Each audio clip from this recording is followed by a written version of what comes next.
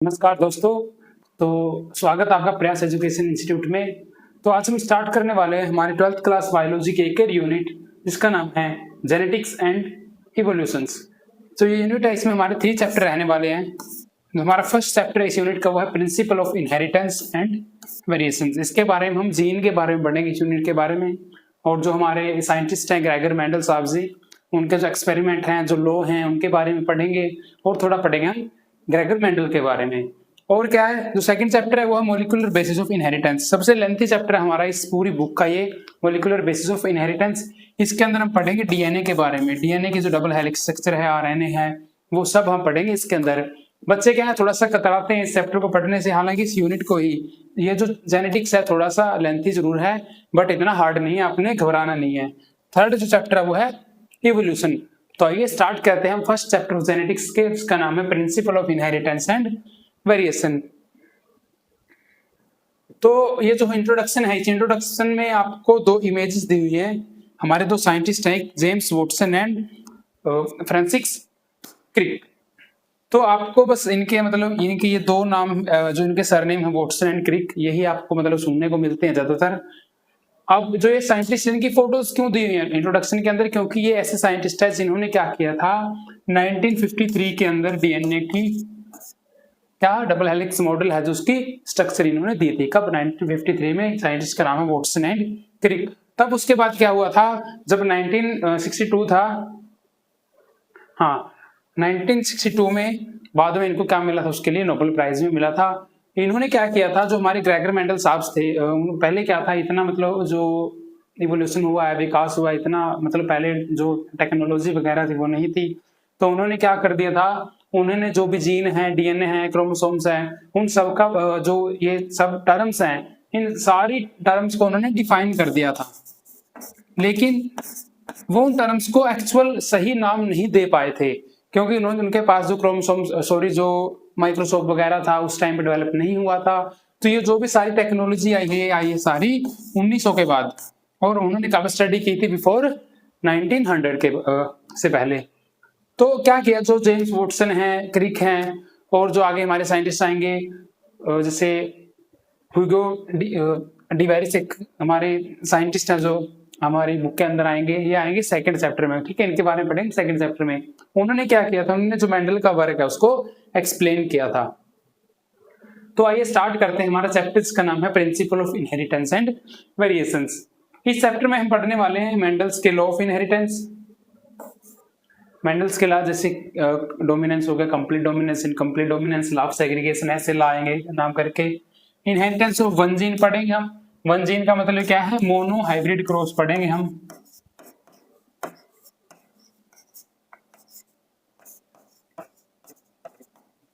और सेकंड है inheritance of two gene, इसे पढ़ेंगे हम। Dihybrid cross means study of two gene पढ़ेंगे। टू जीन वन जीन का मतलब क्या है, जैसे इसके अंदर पढ़ेंगे हम वन कैरेक्टर, एक कैरेक्टर के बारे में पढ़ेंगे, चाहे वो कैरेक्टर हाइट का हो, चाहे लेंथ का हो, किसी का भी हो, इसके बारे में पढ़ेंगे। टू जीन में टू जीन के बारे में, टू जीन या टू कैरेक्टर का मतलब क्या है कि प्लांट की या तो हाइट भी हो सकती है, कलर भी हम ले सकते हैं, दोनों को मिलाकर स्टडी कर रहे हैं। थर्ड जो नेक्स्ट टॉपिक वो सेक्स डिटर्मिनेशन है, कि कैसे जो प्लांट्स हैं, सॉरी जो एनिमल्स हैं, उनके अंदर जो सेक्स है वो क्या होता है, डिटरमाइन होता है। आगे क्या जो नेक्स्ट टॉपिक है म्यूटेशन है। म्यूटेशन भाई हम पढ़ेंगे, बहुत इंटरेस्टिंग टॉपिक है। म्यूटेशन का मतलब क्या है, म्यूटेशन का मतलब क्या है, जीन के अंदर चेंज आना। जो भी जीन की सीक्वेंस होती है उसके अंदर जब चेंज आता है, चेंज इन जीन, इतने में भी काम चल जाएगा इसकी डेफिनेशन में, चेंज इन जीन, उसको बोलते हैं म्यूटेशन। म्यूटेशन होने से ही इवोल्यूशन होता है, म्यूटेशन होने से ही वेरिएशंस आती हैं। और नेक्स्ट जो इंपॉर्टेंट टॉपिक रहने वाला है 4.6 का, क्या, इनहेरिटेंस डिसऑर्डर्स। इसके अंदर क्या आएंगे, डाउन सिंड्रोम आएंगी, क्लीन फिल्टर सिंड्रोम आएंगी, ऐसे करके सिकल सेल एनीमिया, 5 डिजीज हम वो भी पढ़ने वाले हैं। अगर बात करें इनके अंदर इंपॉर्टेंट टॉपिक की, तो आपके 2 टॉपिक तो ये इंपॉर्टेंट रहने वाले हैं, इनहेरिटेंस ऑफ वन जीन और टू जीन। एक इंपॉर्टेंट टॉपिक आपका ये है क्या, डिसऑर्डर। म्यूटेशन पे सिर्फ सिंपल डेफिनेशन पूछते हैं, और बात रही मेंडल्स के लॉ भी इंपॉर्टेंट है। तो आइए स्टार्ट करते हैं हम हमारा नया चैप्टर इंट्रोडक्शन से। Have you ever wondered why an elephant always gives birth only to the baby elephant, not some other animals? And why mango seed form only mango plant and no other plant. कभी आप आश्चर्यचकित हुए हैं कि elephant का जो elephant है वो एलिफेंट बेबी ही क्यों देता है, मैंगो के बीज से मैंगो ही क्यों बनते हैं, कैट से कैट है जो उसके बच्चे क्यों आते हैं, कैट से जो मतलब कुत्ते हैं वो क्यों नहीं आते, क्यों? क्योंकि ये सब कुछ छिपा होता है किसके अंदर, एक यूनिट के अंदर। ये सब कुछ छिपा होता है एक यूनिट के अंदर। यूनिट क्या है? जैसे अगर हम बात करें सेक्सुअल रिप्रोडक्शन की, सेक्सुअल रिप्रोडक्शन में क्या होता है, जो स्पर्म है प्लस एग है। अब ये किसी भी ऑर्गेनिज्म या प्लांट्स के अंदर है जो सेक्सुअली रिप्रोड्यूस कर रहे हैं, उनके दोनों मिलके ये बनाते हैं एक सेल बनाते हैं, उस सेल को बोलते हैं जाइगोट। अब भाई जाइगोट चाहे कैट का है, चाहे रैट का है, चाहे एलिफेंट का है, चाहे ह्यूमन बीइंग का है, जाइगोट तो क्या है, बस एक सिर्फ सिंपल सेल है। ये सेल ही डिसाइड करेगी क्या कि कैट बनेगा या रैट बनेगा या एलिफेंट बनेगा या ह्यूमन बीइंग बनेगा। तो ऐसा क्या है सेल के अंदर जो डिसाइड करती है किससे कौन सा ऑर्गेनिज्म बनेगा, तो इस सेल के अंदर होता है जी क्या डीएनए। सेल के अंदर होता है क्या, डीएनए। तो डीएनए के बारे में हम पढ़ेंगे। Given that they are the offspring identical to their parents, give that they are the offspring identical to their parents, हमसे पूछ रहा है, or they show the differences in some of their characteristics. Have you ever wondered why siblings sometimes look so similar each other and sometimes even so different? क्या बोल रहा है कि आपने कभी नोट किया है कि जो सिबलिंग्स होते हैं ना वो इतने मिलते जुलते क्यों हैं? जैसे सीताराम वाला केस हो गया, राम श्याम वाला केस हो गया, और कई बार क्या होता है कि जो मतलब बिल्कुल सगे भाई बहन है उनकी शक्ल भी नहीं मिल रही है। तो ये सारा का सारा जो खेल होता है ना, ये होता है किसके ऊपर, वेरिएशंस के ऊपर। अब वेरिएशन क्या होती है जी, वेरिएशंस होती है जी the difference between the individual of the same species. लिख देता हूं मैं यहाँ पे,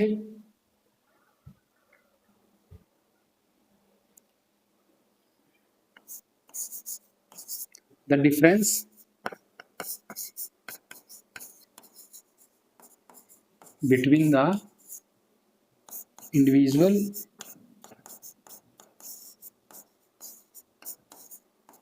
of the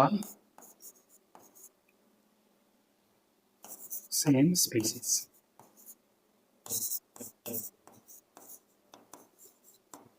कि सेम स्पीशीज के इंडिविजुअल्स के अंदर ये क्या आ रही है, डिफरेंसेस आ रहे हैं, चेंज आ रहे हैं। वो चेंज क्या कहलाते हैं, वो कहलाते हैं वेरिएशन।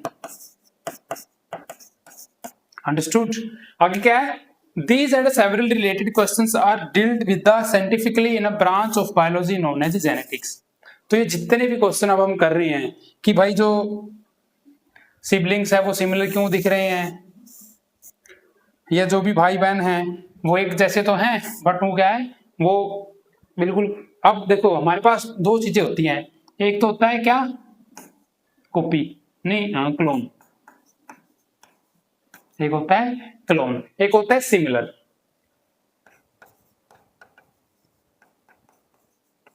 क्लोन का मतलब है जैसे सीता गीता, राम श्याम, मतलब बिल्कुल कॉपी अपने पेरेंट की, समझ गया। सिमिलर का मतलब होता है कि भाई उस जैसा दिख रहा है, बस वो थोड़ा, जैसे हमारे भाई बहन हो गए, हमारे साथ क्या उनके थोड़े बहुते क्या मिलते हैं, हमारे जो नक्शे हैं वो मिलते हैं। अब क्या है, ये जितने भी क्वेश्चन राइज हुए ना, ये हुए एक बायोलॉजी की ब्रांच से, उस ब्रांच का नाम है जेनेटिक्स। अब जेनेटिक्स क्या है, इसकी भी उसने बड़ी अच्छी डेफिनेशन दी है, हाईलाइट करते हैं इसको। The subject deal with the inheritance as well as the variation of the character. दोबारा पढ़ते हैं, जेनेटिक्स क्या है, the subject deal with the inheritance as well as the variation of the characters from the parents to the inheritance is the process by which the character are passed from the कहां तक थी, यहीं तक थी, यहां से लेके यहां तक। कि जेनेटिक्स क्या है, कि जेनेटिक्स एक ब्रांच ऑफ बायोलॉजी है जिसके अंदर हम क्या करते हैं, हम स्टडी करते हैं इनहेरिटेंस की और साथ में स्टडी करते हैं किसकी, वेरिएशंस की। साथ में किसकी स्टडी करते हैं हम, वेरिएशंस की। Genetics mean inheritance and variations की स्टडी करना, किस चीज की, जो कैरेक्टर पास हो रहे हैं from parents to the offspring. अब इसने जेनेटिक्स में दो वर्ड यूज किए हैं, एक वर्ड यूज किया इसने क्या, इनहेरिटेंस और एक वेरिएशन। इसने जेनेटिक्स के अंदर फर्स्ट वर्ड है हमारा क्या, डील विद द इनहेरिटेंस।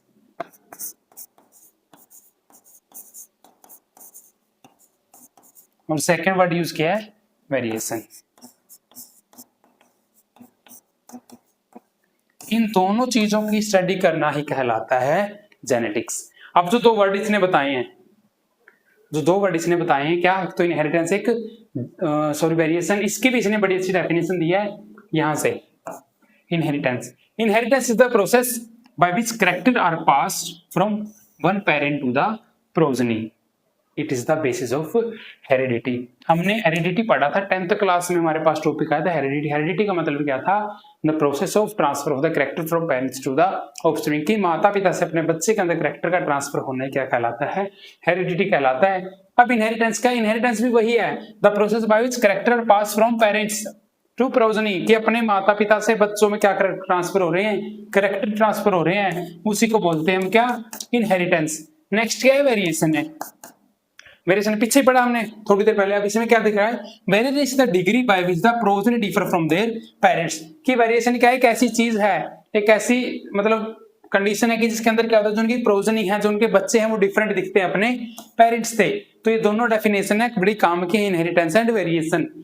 अब क्या है, अगर बात करें पहले की, मतलब 1900 से पहले की बात करें, 1900 से पहले जो हमारे इंस्ट्रूमेंट है जैसे माइक्रोस्कोप वगैरह इतने डेवलप नहीं हुए तो फिर क्या था, वे भी जो ह्यूमंस थे 1900 से पहले थे, वो भी क्या थे, बड़े दिमाग वाले थे। वो क्या करते थे, humans new from early 800 to 1000 sorry 8000 से 1000 BC one of the causes of the variation and hidden in the sexual reproduction. वो क्या करते थे, जो अगर पहले बात करें हम 8000 से 1000 BC की बात करें, तो जो पहले के जो लोग थे वो भी क्या करते थे, वो भी जानते थे कि one of the cause of the variation is hidden in the sexual reproduction, की वेरिएशन का काज है ना वो कहीं ना कहीं छिपा हुआ है सेक्सुअल रिप्रोडक्शन के अंदर।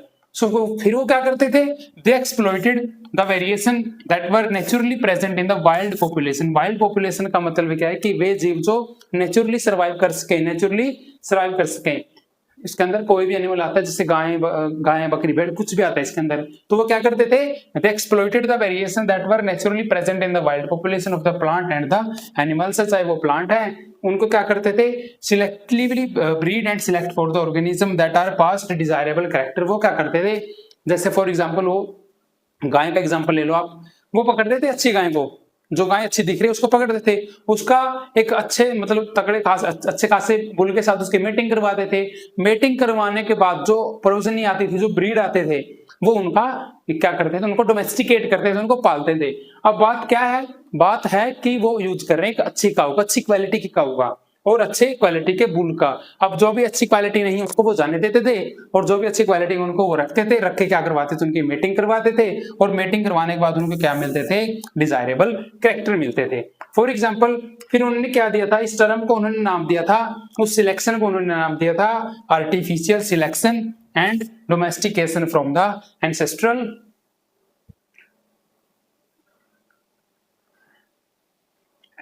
From ancestral wild cows.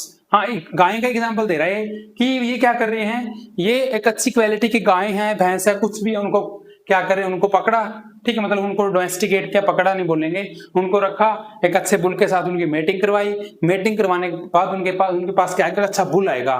तो इस प्रोसेस को उन्होंने नाम दिया था आर्टिफिशियल सिलेक्शन या डोमेस्टिकेशन। डोमेस्टिकेशन का मतलब समझ, जैसे हम घरों में अपनी गाय भैंसे रखते हैं ना, उसको डोमेस्टिकेशन बोलते हैं, ठीक है। तो फिर क्या बोल रहे हैं, from the ancestral wild cow we have known as Indian breeds. एक इंडियन ब्रीड्स के एग्जांपल दे रहे हैं, साहिवाल काउ जो बिल्कुल फेमस है पंजाब के अंदर, बहुत ही अच्छी ब्रीड है। क्वालिटी क्या है इसकी, इसका जो मिल्क का प्रोडक्शन है वो वेरी हाई है। We must however recognise that our the ancestor knew about the inheritance of the character. अब क्या है, इससे क्या पता चलता है, जो हमारे एंसेस्टर थे, जो पूर्वज थे, उनको क्या था, उनको इनहेरिटेंस और कैरेक्टर का पता था और वेरिएशन का भी उनको पता था। And they have a very little idea about it the scientific basis of this phenomena. लेकिन उनको क्या था, जो साइंटिफिक फिनोमेना है कि भाई इसके कैरेक्टर कैसे आ रहे हैं, इसके कैसे आ रहे हैं, इसके जीन कहां से, उनको इसका कोई आइडिया नहीं था। लेकिन उनको जो इनहेरिटेंस वेरिएशन जो भी है इसकी पूरी नॉलेज थी। अब क्या दिया, यहाँ पे कुछ कैरेक्टर दिए हुए इन्होंने, थोड़ा सा इसको जूम आउट करते हैं हो जाए भाई।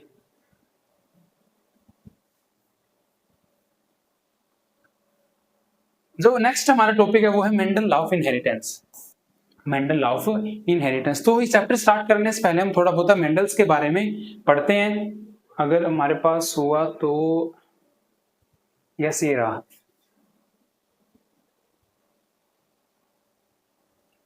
ये है हमारे फादर ऑफ जेनेटिक्स। मेंडल क्या कहलाते हैं? Father of genetics. आपने याद रखना, फादर ऑफ जेनेटिक्स क्यों कहलाते हैं? क्योंकि इन्होंने ही जो क्या है, जो जीन है, जो भी चीजें ट्रांसफर हो रही है एक पेरेंट से ऑफस्प्रिंग के अंदर, जो भी करेक्टर आ रहे हैं, वो सारे के सारे इन्होंने स्टडी कर ली थी। लेकिन क्या थी, इन्होंने सिर्फ उनके नाम नहीं दिए थे। क्यों नहीं दिए थे? क्योंकि भाई उस टाइम पे जो टेक्नोलॉजी थी वो डेवलप नहीं हुई थी। तो ये जितनी भी चीजें, जीन वीन, इन सबको ये एक ही चीज मानते थे, उन चीज को बोलते थे ये फैक्टर। ये बोलते थे कि कोई चीज है, कोई फैक्टर है जो पेरेंट्स से कहां जा रहा है, प्रोजनी के अंदर जा रहा है, जो उनको, उनकी जो सिमिलैरिटी है उनसे वो अलग कर रहा है, और उसको आगे चल के बोला वेरिएशन। तो फादर ऑफ जेनेटिक्स के कौन हो जाएंगे? हमारे ग्रेगर मेंडल जी हो जाएंगे। 1822 से 1844 तक, मतलब इनका जो है जन्म। फादर ऑफ मॉडर्न अगर जेनेटिक्स की बात करें तो बैटसन है हमारे फादर ऑफ जेनेटिक्स। कौन है? Modern genetics. अगर बात करें कलेक्टिवली फादर ऑफ जेनेटिक्स की तो मेंडल आएगा। अगर बात करें मॉडर्न जेनेटिक्स की तो कौन आएगा? बैटसन आएगा। अगर बात करें father of experimental genetics, experimental genetics का मतलब में कौन आएगा? टीएच मॉर्गन आएगा। और क्या है, genetics term coin by, genetics term किसने दी थी? वो दी थी बैटसन ने, जो क्या है, जो मॉडर्न जेनेटिक्स के फादर हैं। Gene is the term coined by the Johnson. ये जॉनसन बेबी वाला जॉनसन नहीं है, हमारे साइंटिस्ट है जॉनसन। इन्होंने क्या था, इन्होंने ही जीन टर्म दी थी, जॉनसन जी ने। ठीक है। और क्या है, अगर बात करें हम अब इस चैप्टर को स्टार्ट करने से पहले, हम कुछ बेसिक चीजें हैं जो हम पढ़ना चाहेंगे। बेसिक चीजें क्या है? जैसे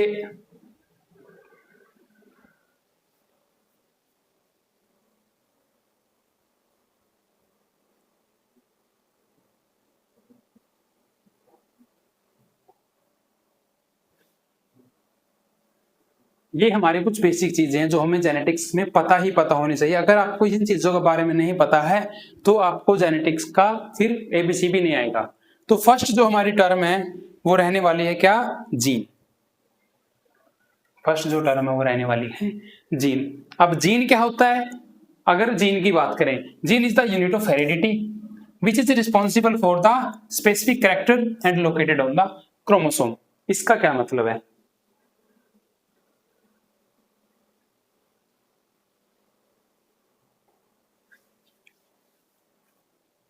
इसका मतलब अगर हम देखें कि ये बोल रहे हैं जीन क्या है, जीन इज द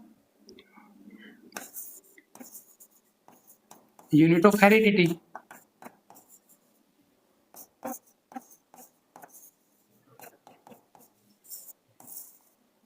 अब क्या है, जैसे ये कोई भी एक यूकैरियोटिक सेल है, यूकैरियोटिक सेल के अंदर कैसा है, ऐसे थ्रेड्स प्रेजेंट होते हैं। इन थ्रेड्स को बोलते हैं क्रोमोसोम। इन थ्रेड्स को बोलते हैं क्रोमोसोम। अगर ये थ्रेड कंडेंस होते हैं तो ये कंडेंस होके ऐसे शेप बनाते हैं, और इन शेप को बोलते हैं क्या? Sister chromatids.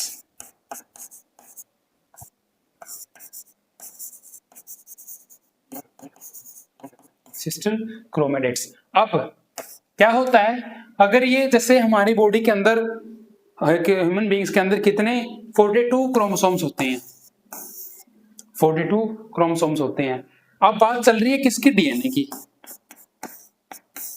अब डीएनए क्या है? DNA is the blueprint of the human beings. Human beings का क्या है? डीएनए ब्लूप्रिंट है।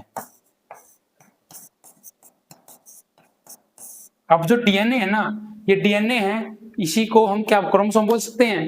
क्योंकि क्या हो रहा है, जो अगर बात करें हमारे कितने 42 क्रोमोसोम्स हैं, अगर हम इन क्रोमोसोम्स को कंडेंस करके एक लंबी धागा बनाएं, एक लंबा सा धागा बना दें, और उस धागे पे अगर हम क्या करें, पॉइंट आउट करें, ऐसे 42 पॉइंट आउट करें, तो ये सारे के सारे क्या कहलाएंगे? ये कहलाएंगे जीन।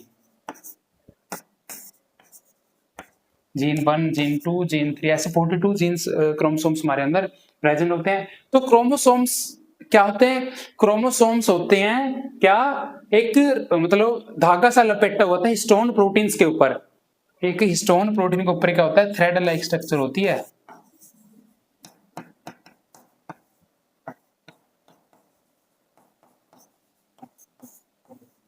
एक थ्रेड लाइक स्ट्रक्चर होती है, किसके ऊपर, जैसे हिस्टोन प्रोटीन है, इसके ऊपर ऐसे धागा लपेटा दिया होता है हमारे क्रोमोसोम्स। क्रोमोसोम्स के अंदर होती है हमारी छोटी सी यूनिट जिसको बोलते हैं जीन। जीन क्या करते हैं, जीन किसी करैक्टर को कंट्रोल करते हैं। जैसे अगर बात करें इतना पोर्शन, ये है हमारी हाइट का, ये जीन है हमारे कलर का, समझ गए, ये जीन है हमारी आईब्रो का, आईब्रो के कलर का। तो आप समझ गए जीन क्या करते हैं, किसी भी करैक्टर का क्या करते हैं, कंट्रोल करते हैं, और ये उसको बोलते हैं ट्रेट। तो ये था हमारा क्या, जीन, क्रोमोसोम्स और डीएनए। कहां थे हम, जीन के ऊपर। तो जीन, आई होप पता लगे आपको, जीन क्या है, unit of the heredity which responsible for the specific character. Gene किसके लिए रिस्पॉन्सिबल होते हैं, स्पेसिफिक कैरेक्टर के लिए रिस्पॉन्सिबल होता है, और ये लोकेटेड होता है क्रोमोसोम्स के ऊपर। बोला था ना, क्रोमोसोम को अगर एक लंबा धागा है, उसमें अगर 42 हम पोर्शन डिवाइड करें तो 42 के 42 हमारे क्या होंगे, फिर जीन होंगे। जैसे एग्जांपल दे रहा है, gene for the height, gene for the colour, ये हमारी क्या है, जीन है। नेक्स्ट है एलील। अब एलील क्या होते हैं, alleles are the alternative form of the gene which occupy the same locus on the homologous chromosomes. अब क्या, जैसे हमने बात करी हाइट के जीन की, हाइट के जीन को लिखते हैं हम कैपिटल टी से, जो एक ड्वार्फ होता है मतलब बोना, उनको लिखते हैं हम स्मॉल टी से। अगर बात करें, ये हमारा पूरा क्रोमोसोम्स है, यहां से लेके यहां तक हमारा पूरा क्रोमोसोम है। इस क्रोमोसोम के इतने पोर्शन में, थोड़ा सा जूम करने की कोशिश करता हूं, जैसे अगर बात करें एलील्स की, एलील्स क्या है, ये पूरा का पूरा हमारा क्रोमोसोम्स है। इस क्रोमोसोम्स में इतना ये पोर्शन, इसको बोलते हैं लोकस। क्या बोलते हैं इसको, लोकस। कि इस जगह को इसने ऑक्यूपाई करा है, हाइट वाले जीन ने इतनी जगह क्या किया, ऑक्यूपाई किया है। और ये क्या है, ये स्मॉल हाइट ड्वार्फ वाला जीन इसने इसको ऑक्यूपाई किया है। तो ये क्या है, हमारे जीन की अल्टरनेटिव फॉर्म है। जैसे ये जो कैपिटल टी स्मॉल टी दिखा रहा है, ये हाइट के जीन है। तो अल्टरनेटिव फॉर्म ऑफ जीन को बोलते हैं हम क्या, एलील्स। थर्ड है हमारा करेक्टर। करेक्टर क्या है, वही तो पढ़ा था, feature of trait and organism which control by gene. कि कोई भी फीचर जो किसी भी जीन द्वारा कंट्रोल किया जा रहा है। जैसे हमारी बॉडी की हाइट है, इसको कौन सा जीन कंट्रोल कर रहा है, इसको जीन कंट्रोल कर रहा है कैपिटल टी। तो करेक्टर क्या होते हैं, करेक्टर वो यूनिट होती है, करेक्टर वो यूनिट होता है जिसको कोई भी जीन क्या करता है, कंट्रोल करता है। नेक्स्ट क्या है, ट्रेट। ट्रेट, अगर ट्रेट और करेक्टर आप एक चीज मान के चल सकते हो, ठीक है। Trait are the observable expression of the character. जो करेक्टर हमें ऑब्जर्व हो रहा है, जैसे मेरी हाइट टॉल है, तो कौन सा करेक्टर ऑब्जर्व हो रहा है आपको, टी। जैसे कोई भी लड़का है, उसकी हाइट क्या है, थोड़ी सी क्या है, बोनी है, तो उसका कौन सा करेक्टर ऑब्जर्व हो रहा है, स्मॉल टी। तो करेक्टर क्या है, करेक्टर वो चीज है, सॉरी जो ट्रेट क्या है, ट्रेट वो चीज है जो किसी भी करेक्टर को क्या करे, ऑब्जर्व करे, एक्सप्रेस करे। समझ गए। थर्ड, सिक्स्थ है जीनोटाइप। जीनोटाइप होता है जी the genetic makeup of an organism, कि अंदर से कोई भी ऑर्गेनिज्म कैसे बना है। फॉर एग्जांपल अगर हम बात करें, ये एक प्लांट है, आगे जेनेटिक्स में पढ़ेंगे अंदर इसके बारे में, ये प्लांट है। अगर बात करें, जो कैपिटल टी होता है वो होता है जी टोल के लिए, और जो स्मॉल टी होता है वो होता है ड्वार्फ यानी बोने के लिए। अब कोई भी जीन है, एलील्स हैं, ये हमेशा पेयर में होते हैं, ठीक है, ये आप याद रखना ये बात। अब क्या बोल रहा है, ये जो आप देख रहे हो, जीन देख रहे हो, इसके अंदर जो करेक्टर आप देख रहे हो, इसके अंदर कैपिटल टी भी है, स्मॉल टी भी है। तो इसकी हाइट कैसी होगी, क्या वो मीडियम होगी, नहीं, इसकी हाइट होगी जी टॉल। क्यों, ये भी हम अंदर पढ़ेंगे जाके, क्योंकि दो चीजें आती है हमारे पास, एक क्या डोमिनेंट, एक रिसेसिव। तो जीनोटाइप की अगर बात करें कि इसका जेनेटिक मेकअप कैसा है, कि वो अंदर से कैसा बना है ऑर्गेनिज्म, उसको बोलते हैं हम क्या, जीनोटाइप।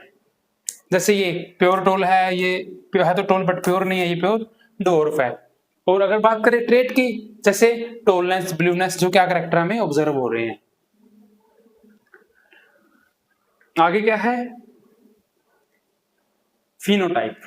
फिनो से याद रखना, P for Fino, P for physical, कि बाहर से कोई भी बंदा कैसे दिख रहा है,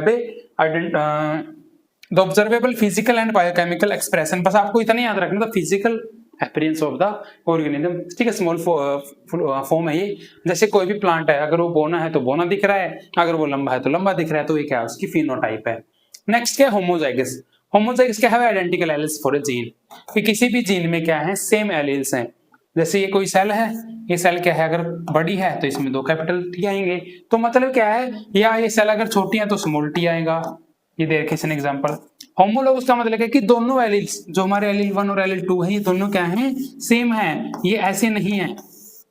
अगर ये सेम है तो होमोजाइगस, अगर ये ऐसे हैं तो ये हेटेरोजाइगस कंडीशन हो जाएगी। फिर ये रहा हेटेरोजाइगस, जहां पे क्या होते हैं, दोनों एलिल डिफरेंट होते हैं किसी भी जीन के ऊपर। ये एक जीन है और ये अब बना दे क्या, हेटेरोजाइगस कंडीशन, जैसे ये रही। 10th है डोमिनेंट। अब ये वाला केस आएगा, यहाँ पे ये जीन था,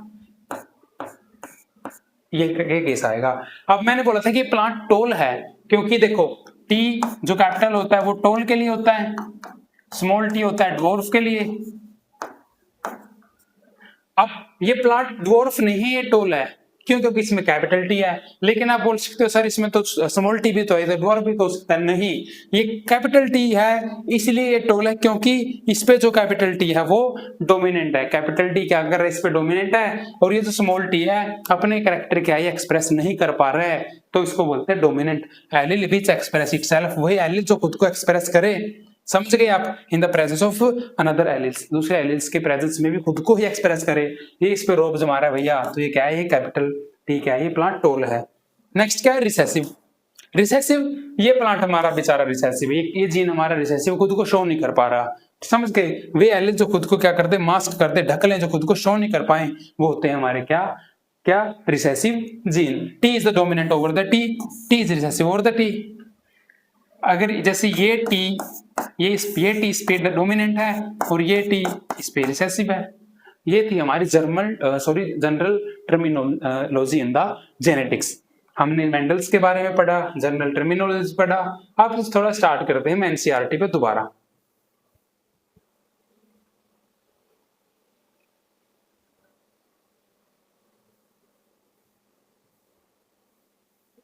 अब बात करें अगर मेंडल्स के 1 2 3 4 5 6 7, पहला क्वेश्चन अराइज होता है जी मेंडल ने पी प्लांट चूज किया था, ठीक है, तो क्वेश्चन यही बनता है why Mendel choose P plant. First question तो ये आ गया। सेकंड क्वेश्चन है कि मेंडल ने कितने कैरेक्टर की स्टडी की थी। मेंडल ने स्टडी की थी जी 7 कैरेक्टर की। मेंडल ने स्टडी की थी 7 कैरेक्टर की। पहला कैरेक्टर था सीड की शेप, वो राउंड है या ट्रिंकल है, गोल है या थोड़ी सी वो रिंकल्ड है। सेकंड कैरेक्टर था जी सीड का कलर, वो येलो है या ग्रीन है। मटर की बात कर रहे हैं हम यहाँ पे, समझ गए। थर्ड थी जो फ्लावर आ रहे हैं मटर के ऊपर, वो वॉयलेट कलर के आ रहे हैं या व्हाइट कलर के आ रहे हैं। फोर्थ है पोड की शेप, जो फली मटर की होती है उसकी शेप बड़ी अच्छी है, मतलब फुल है या कंस्ट्रिक्टेड है, थोड़ी सी भिजी हुई है। फिफ्थ है जी पोड कलर, जो फली हम खा रहे हैं वो हरे कलर की है या येलो कलर की है। सिक्स्थ है जी पोजिशन ऑफ द फ्लावर, वो एक्सियल है या टर्मिनल है। एक्सियल का मतलब क्या होता है, जैसे फ्लावर है, अगर इसके यहाँ पे फ्लावर आते हैं तो ये क्या है, एक्सियल है, और अगर इसके टिप पे फ्लावर आते हैं ये ऐसे, तो ये टर्मिनल है। ओके, और सेवेंथ क्या है, सेवेंथ है जी स्टेम हाइट, वो टॉल है या ड्वार्फ है। ये थे 7 कैरेक्टर जिनकी मेंडल ने स्टडी की थी। अब अगर बात करें हम क्या डोमिनेंट और रिसेसिव, क्या आपको समझ आ चुके होंगे। डोमिनेंट क्या होता है, जैसे ये टी कैपिटल टी, जो कैपिटल टी है स्मॉल टी पे डोमिनेंट है।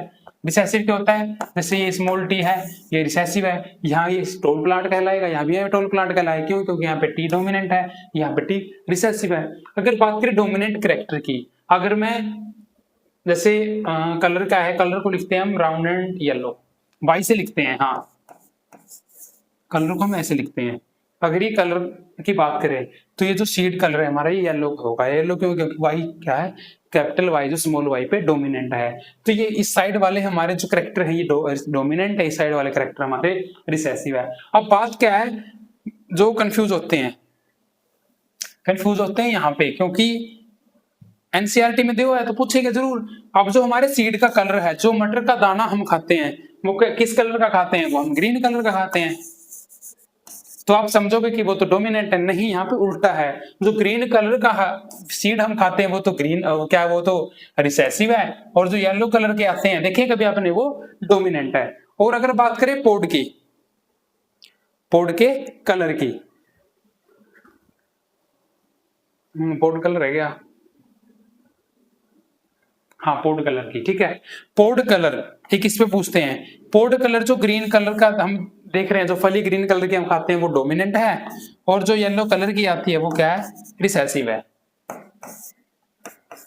बस ये आपने याद रखना है, क्योंकि थोड़ा सा उल्टा है, जो ग्रीन मटर हम खा रहे हैं वो रिसेसिव है, जो येलो कलर का होता है वो डोमिनेंट है। आइए पढ़ते हैं थोड़ा सा मेंडल ऑफ इनहेरिटेंस के बारे में। It was during the mid 19th century that the had we made the understanding of the inheritance, Gregor Mendel conducted hybridization experiment on the garden pea for the 7 years। 7 साल Mendel ने क्या किया था, P plant के ऊपर hybridisation की थी, experiment की थी। हाइब्रिडाइजेशन हम पढ़ चुके हैं पीछे, अगर आपने को थोड़ा सा ध्यान हो कि सिलेक्टिव कैरेक्टर को लेके उनकी क्या करवाते हैं, उनकी मेटिंग करवाते हैं, उनकी सेल्फिंग करवाते हैं। उसको सेल्फिंग करवाने के बाद जो नया प्लांट आता है उसको हाइब्रिड बोलते हैं, और पूरी प्रोसेस को बोलते हैं क्या, हाइब्रिडाइजेशन। तो मिड 19th सेंचुरी में 1863 या 19वीं सेंचुरी बोलेंगे इसको, ठीक है।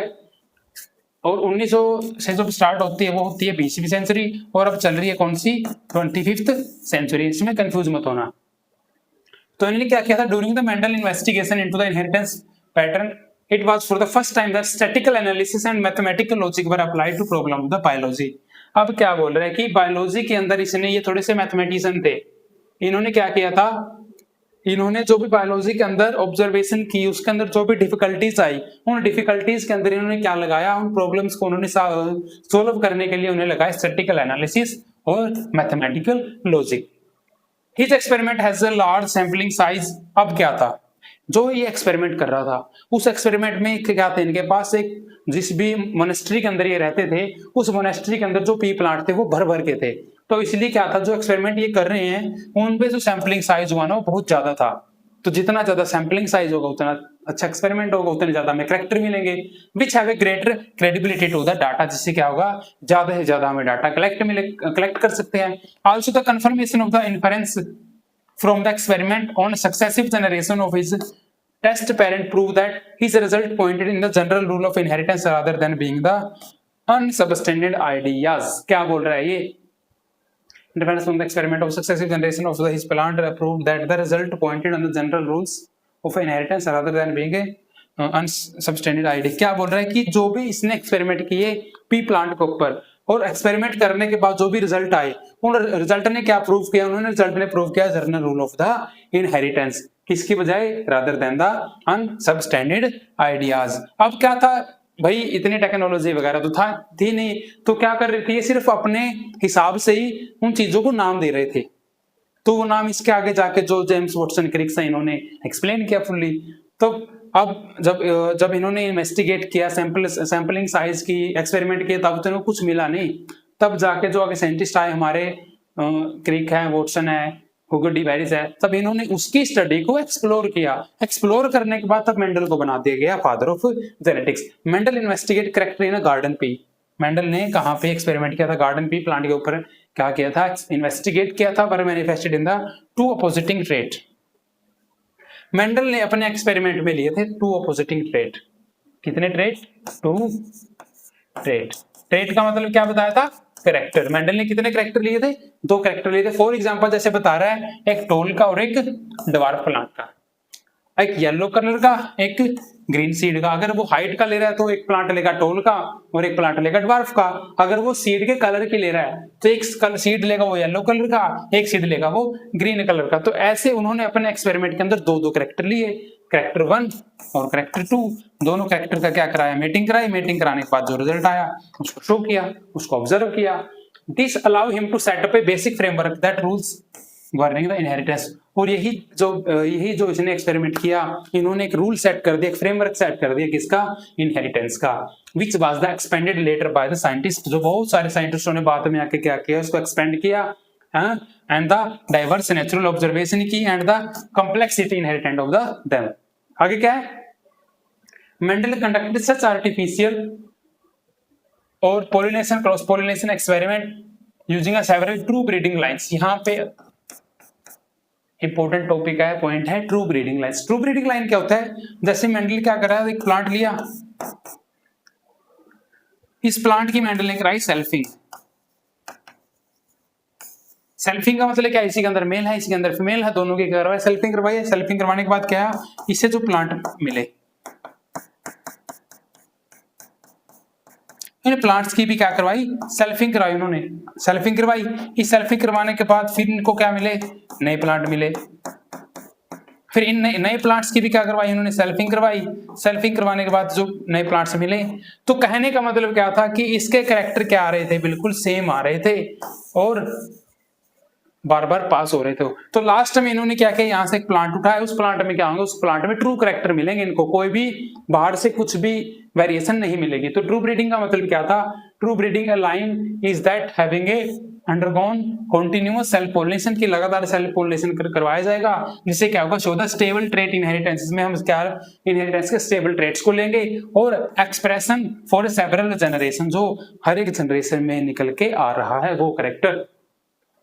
मेंडल ने कितने 14 ट्रू ब्रीडिंग, ये नीट में पूछा था क्वेश्चन था 2023 के अंदर, सिर्फ आसान क्वेश्चन था कि मेंडल ने कितनी ट्रू ब्रीडिंग जो सिलेक्ट की थी, तो वो सिलेक्ट की थी 14 true breeding pea plant varieties. 14 कैसे, अभी हम 7 कैरेक्टर पढ़ के आए, और ये 7 कैरेक्टर क्या ले रहा है, दो ट्रेड ले रहा है, जैसे हाइट का कैरेक्टर है तो एक टोल ले रहा है और एक ड्वार्फ ले रहा है, तो ऐसे 7 कैरेक्टर हैं, समझ गए। 7 into 2 is 14, तो कितने हो गए, 14 true breeding pea plant varieties होगी। A pair which have a similar aspect और one character which contrasting trait. अब क्या बोल रहे हैं, जो कैरेक्टर ले रहा है, एक कैरेक्टर ले रहा है, जो उसका दूसरा कैरेक्टर होगा ना, उसका कंट्रास्ट होगा, बिल्कुल उसका अपोजिट होगा, उल्टा होगा। Some of the contrasting trait selected were smooth और wrinkle seed, yellow green seed, ये बता रहा है कि इसने क्या कैरेक्टर लिए, कंस्ट्रक्टेड सीड लिए, जो टेबल हमने पढ़ी थी, येलो पोड लिए, ग्रीन ड्वार्फ प्लांट लिए, इन्हीं 7 कैरेक्टर की वो बात कर रहा है, समझ गए आप। राउंड येलो, ये क्या है, 7 कैरेक्टर आपने याद रखने हैं, सीड की शेप, सीड का कलर, सीड का फ्लावर का कलर, फ्लावर का सॉरी पोड का शेप, और क्या पोड का कलर, फ्लावर की पोजीशन और स्टेम की हाइट। आगे क्या है,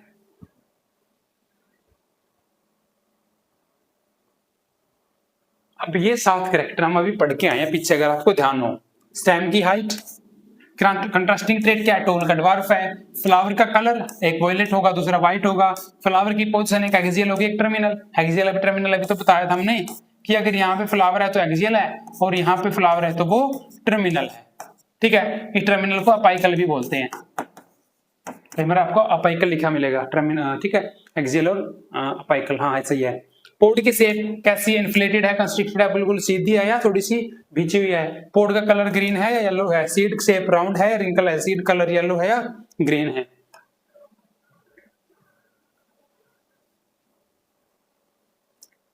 तो ये था हमारा कुछ इंट्रोडक्शन। अब क्या है, ये क्या दिखा रहा है, ये steps in the making the cross in a P. Cross in P की बात कर रहा है कि जैसे इसने पी प्लांट लिया, पी प्लांट क्या है, पी प्लांट होता है बाइसेक्सुअल। अब इसने क्या करवाना है, बाइसेक्सुअल है, तो बाइसेक्सुअल में अब ये कराएगा, इसने 2 ट्रेट लेने हैं, एक ट्रेट लेना है टोल वाला, एक ट्रेट लेना है कौन सा भाई, ड्वार्फ। अब दोनों तो क्या है, बाइसेक्सुअल है, तो ये क्या करेगा, जैसे टोल वालों का आप मान लो मेल और ड्वार्फ वाले को मान लो फीमेल, तो ये जो फीमेल वाला है ना, जो फीमेल पेरेंट है, इस फीमेल पेरेंट से क्या करेगा, जो भी इसका एंथर होगा उस एंथर को ये रिमूव कर देगा। एंथर को रिमूव करने से इसके पास क्या रह जाएगा, सिर्फ पिस्टल रह जाएगा। पिस्टल होता है फीमेल पार्ट, ओके। और ये क्या, इसका ये मेल पार्ट है, जहां पे क्या होगा, स्टेमन होगा। फिर क्या करेगा, दोनों को क्या करवाएगा, इनको दोनों को बैगिंग कर देगा। ये एक लिखा इसने, removal of the anther is called emasculation. जब ये एंथर रिमूव करेगा, इस प्रोसेस को बोलते हैं इमैस्कुलेशन। फर्स्ट चैप्टर में पढ़ के भी आए हम। एंथर रिमूव करने के बाद क्या करेगा, इन प्लांट्स को बैक कर देगा। वो बैक क्यों करेगा, ताकि अनवांटेड पोलन ग्रेन इस पे लैंड ना हो। तो जब ये मैच्योर होगा तो फिर क्या करेगा, इस पर जो डिजायर पोलन ग्रेन है ना, वो क्या करवा देंगे, लैंड करवा देंगे। और डिजायर पोलन ग्रेन लैंड करवाने के बाद हमारे पास क्या आएंगे, हमारे डिजायर कैरेक्टर आएंगे, डिजायर पी प्लांट्स आएंगे। तो हमारा जो कल का टॉपिक रहने वाला है वो है inheritance of the one gene. आज के लिए बस इतना ही। So thank you for watching and thank you for supporting.